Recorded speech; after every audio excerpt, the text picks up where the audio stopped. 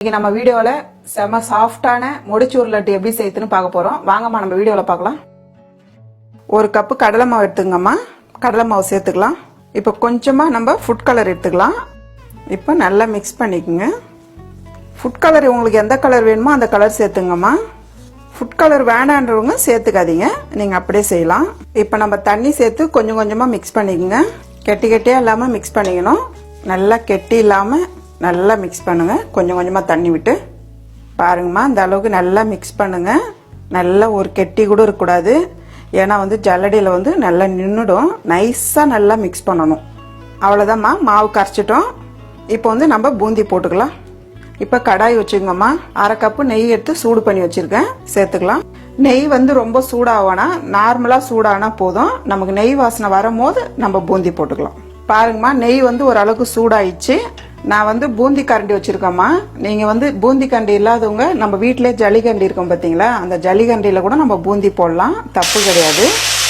அதில் கொஞ்சம் பார்த்து போடணும். நடுவில் ஊற்றிட்டு கரண்டியால் கிளறி விட்டுக்கிட்டே இருக்கணும்.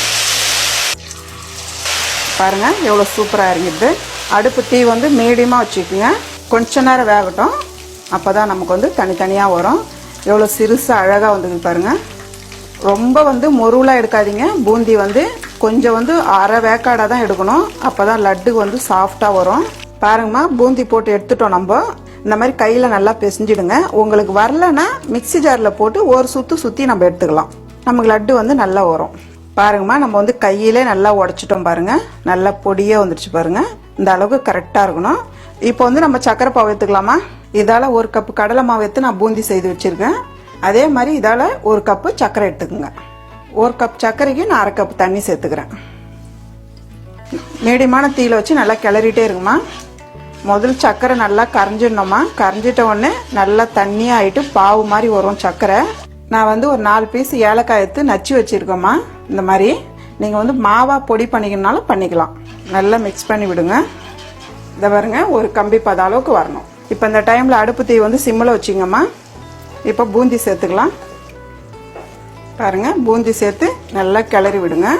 கரெக்டாக இருக்கு பாருங்க. பார்க்கறதுக்கு லட்டு வாசனை நல்லா கமகமன்னு வருதுமா.